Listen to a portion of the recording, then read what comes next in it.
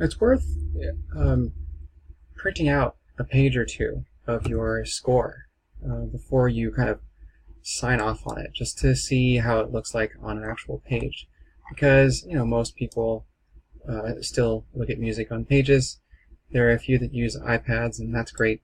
But there's something different about the page that makes us see differently a lot of the time, in my experience anyway. So, this is such a short piece, I think I can just knock this out here. I was just going through and sort of checking out the alignment of everything and make sure that nothing is colliding. As I think I said before, I think I've already done a lot of the preliminary work for avoiding spacing issues and avoiding collisions. All of the things that I've done before in manual or automatic placement, in the space between staves and placement of various expressions. Ideally, ideally as you're going along, you should be doing a lot of things that make it so that when you actually get it laid out on the page like this, it's a relative breeze. So, a couple of times, occasionally we'll see things like this little collision. So, what do we do? I think what we'll try is I'll just take both of these so they align and move them up a little bit. You'll notice that the piano ones change too, which is how these work.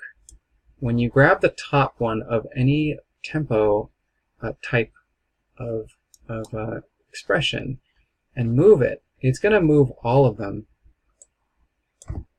And the only way to change that, basically, you have to move the top one where you want it, and then you can't even do this, the backspace key, because that changes them all back.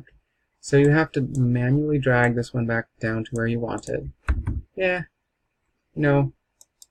it's a living.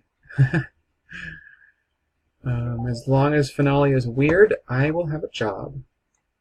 So here's a bit of an orphan, actually, and I think we should go back and reevaluate that, or just revisit this subject, because I didn't catch this before, but this is assigned to just over the bar line, and I think this should really extend. So let's change that. You know what's funny is this is not behaving right. Let's go back here. For some reason, this is not letting me actually change the angle. Or it's very. You see that? I have no idea why it's like that. They're kind of all suddenly like that. Let's troubleshoot. Let's remove this one and add a new one. Now it changed. Now look at that. Now it behaves. I'm going to have it all the way, almost all the way down to that rest. And look at that. That's a bug. And I've never caught that one before. I'm impressed. I think what happened was, I think this bug happened after I copied and pasted a smart shape that was assigned to a beat that didn't appear in the beat, or didn't appear in the measure that I copied it to.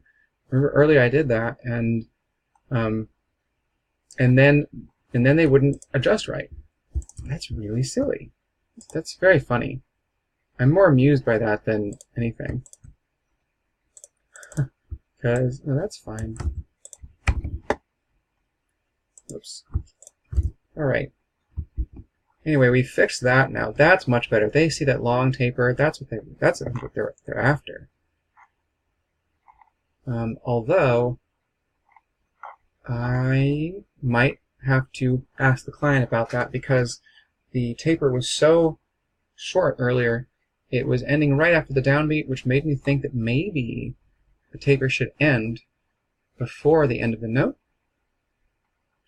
But if it should end before the end of the note, we need to know where it should end. And there should be a destination dynamic as well. In any case, that's not that important. Okay, this is a little collidey. This actually might be a place where I want to change a little bit. I want to maybe make the piano part a little wider. One could argue about putting this in bass clef, but I think the whole line wants to stay in a clef, and F is not particularly low to go.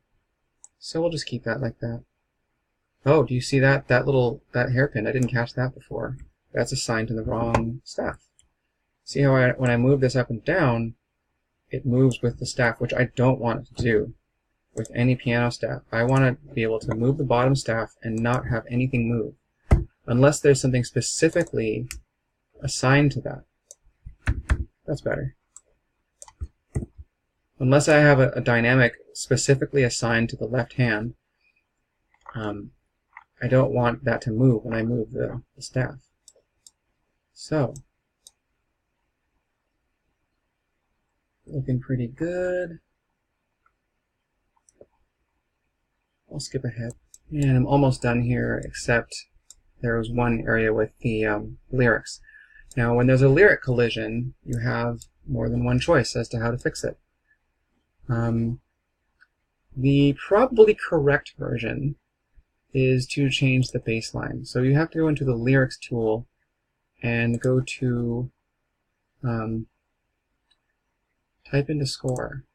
Type into score will give you a bassline. And look at that, bassline looks exactly the same as the expressions bassline, but it is a different thing.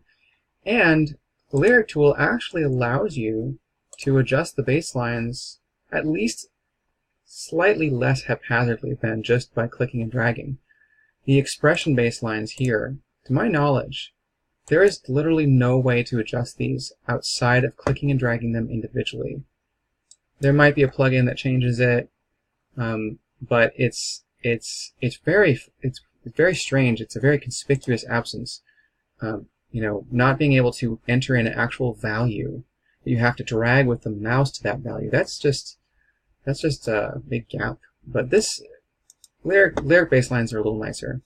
And we just want to adjust the second one. That's just that one staff, or that one system. And there we go. Now, the drawback to this is that if your system distribution changes, if for some reason these lyrics end up in a different system from system 13, which they're in right now, they will this will collide again with because this is going by system, which counts from the beginning. System number 13, it remembers system number 13 has an offset on the bassline here. So the other option, which I'm going to do because it doesn't matter, is adjust syllables. Here's where you would just take all the ones that you want to move and just move them. There we go. The advantage to that is that those will always be adjusted that way when you move the music around, if you move the music around. The disadvantage to that is that it's harder to align if you have more stuff, and can't think of other disadvantages right now. It's a little bit more time. It might be a little bit more time heavy if you want, you know, the basslines help you do a lot of mass change. Anyway, this is almost done, at least to a point where I can show it to the client and say, any last thoughts on this before I do a final once-over? The last system needs a little bit of love. I'm going to actually make the margin much bigger. You notice how Finale doesn't want to extend that margin all the way? That's a funny bug.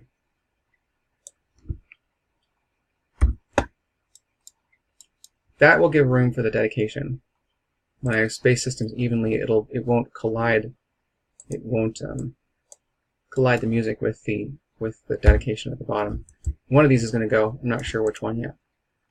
And then there's a little bit of collision happening here. This diminuendo is colliding with this melisma. So we have a little, well, we don't really have room, do we? I just made this bigger. I'm going to make it a little smaller again. And then I'm going to just, looks like it's really just there. The baritone line just needs a little bit more room above it. for the hairpin to have its own independent existence of the slur, and the piano to go up there. And that's a little, it's a kind of a little busy, but that's, you have to slur melismas. Yeah, you don't really, not doing it is wrong, basically. You could try flipping that, maybe. What does that look like? Oh, wake up. That goes into the word extension. So we'd have to adjust something. This is pretty good. So yeah. So we have our sort of more fine-tuned editing kind of done. We could always do more, like right here, I'd like to extend that there, extend that there, and this could extend to be extended a little bit there. There's just always so much fine-tuning you can do with these. It's so intricate. Oh, I found another one here. This little hairpin should not collide with the tie. There you go. Okay, so I only have a little bit more to do with this, and basically it's the front. I want to just the kind of overall gist of it. I'm gonna just sort of leaf through it, make sure everything kind of looks right. That's super simple. It's really a short piece. I mean, if I weren't narrating this right now, this would have taken me a pretty short amount of time. So, what do we do on the front page? This is where we can do a couple of little fine-tuning things for the title and the libretto, or the lyricist, or whatever. The composer goes here, the lyricist or librettist goes here. I think I want to change this font. It's in Garamond. I want it in Garamond. Make it fixed size. I always make my title page stuff fixed size. And these actually are probably kind of pretty okay. And the client can always fine-tune those to exactly how they want. It's a little cramped, but I think this should be italicized.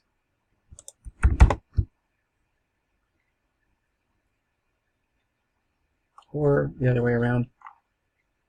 That's a little high right there, and I might actually say, oh, well, we have a little bit of room at the bottom. I can also make this a little smaller.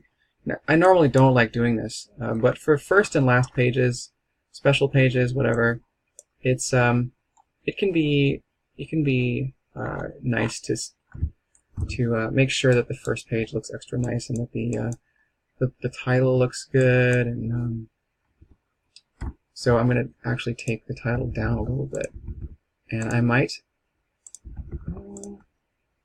I think this could be smaller. There's a keyboard shortcut for getting it smaller. I think it's Control-Shift, comma? It is. Yeah, it's like the button that has the less than sign on it, which is the comma. Control and Shift on Windows. The less than will make it smaller, and the greater than will make it bigger. That's very nice. Okay. This is pretty much it for this project. I've gone on way too long. I'd be genuinely just amazed if anybody made it through whatever this is, 2.5 hours that I've been rambling about Finale. But this has been fun, even if this is just yelling into the wind, into the digital dustbin. I had fun, and I might do more of these, and maybe make them shorter. So I just have to change the title, or change the names back to what they need to be, and then send the client an email saying, hey, I've got a version, check it out. If you like it, I will make it official. Okay.